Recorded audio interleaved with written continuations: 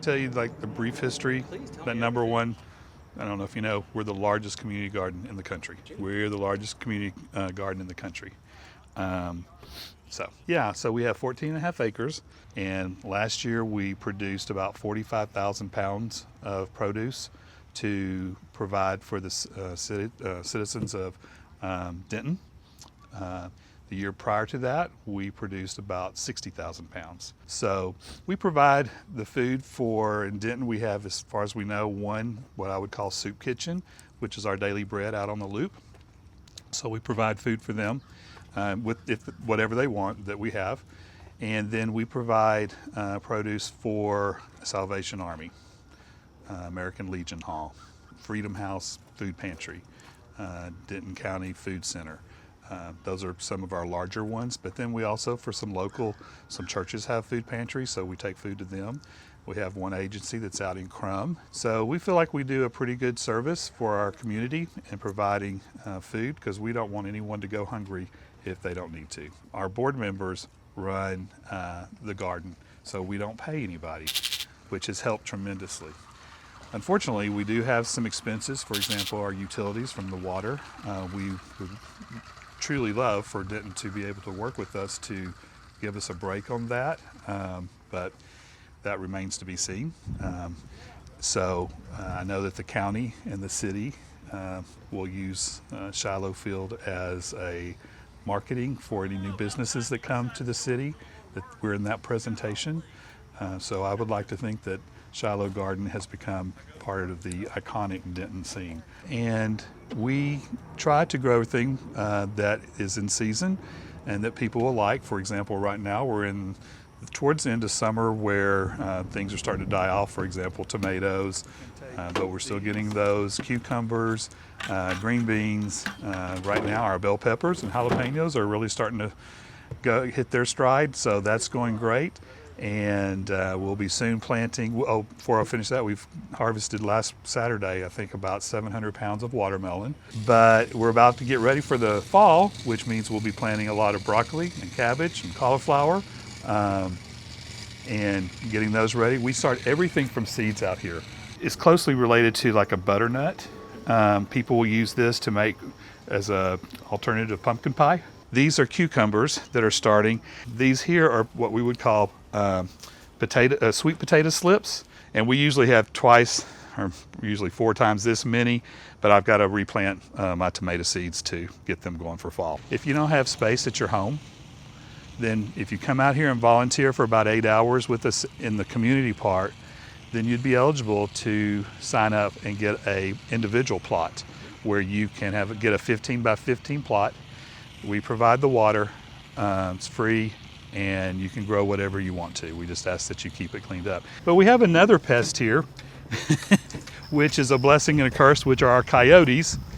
And the coyotes help us because we also have rabbits out here. You can see one where he got in there and ate it all out, and one where they're chewing on it.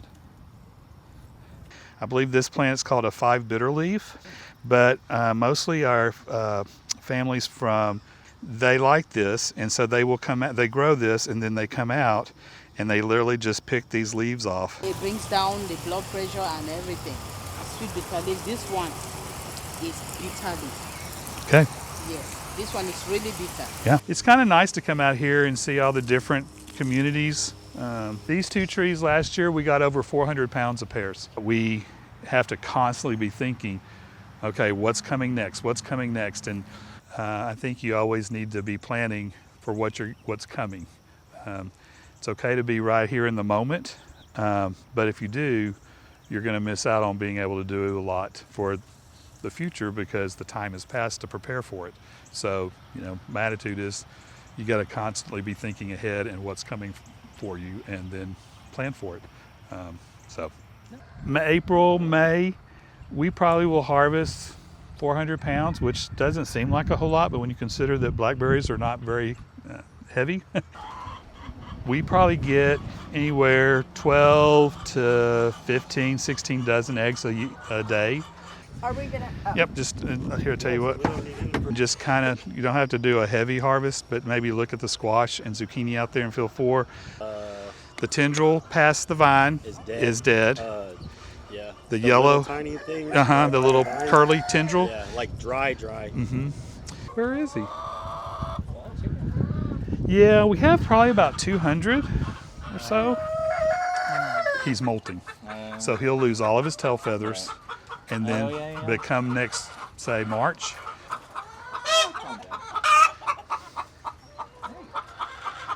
And you can see the chickens, mine are doing this as well at home, as some of them are starting to molt.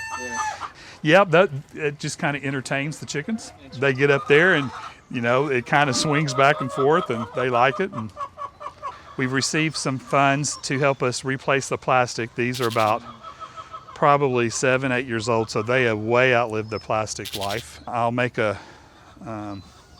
plug here and to say that if anyone has access to anybody with grants or funds, because we are a 501c3 nonprofit organization, we don't really have a source of revenue. So our only revenue is from private donations and then any corporate grants or grants that we can receive. The unfortunate news is things like a tractor are going to cost us over $30,000.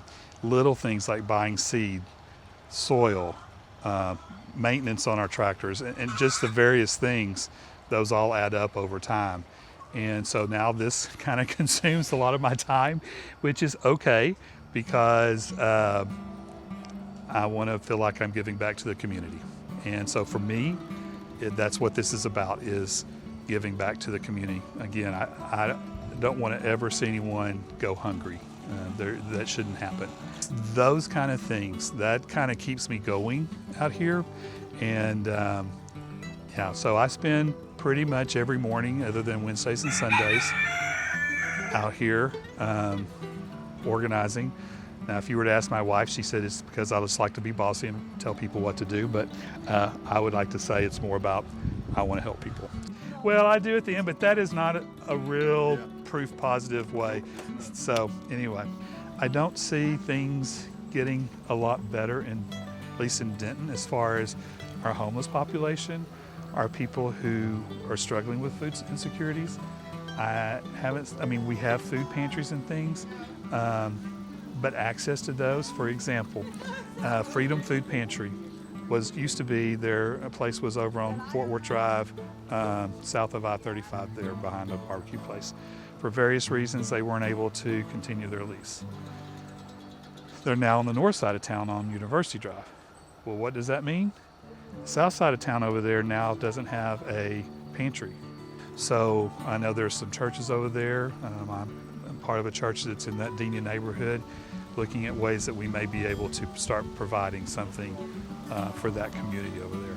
And it's those organizations, different churches, different groups that we'll take food to. Our mission is that we provide for people so that no one goes hungry. The thought of somebody, a child, an adult, anyone going hungry at night just grieves me. So let's love on each other in the community and help each other. No political, religious, or anything, just help each other. So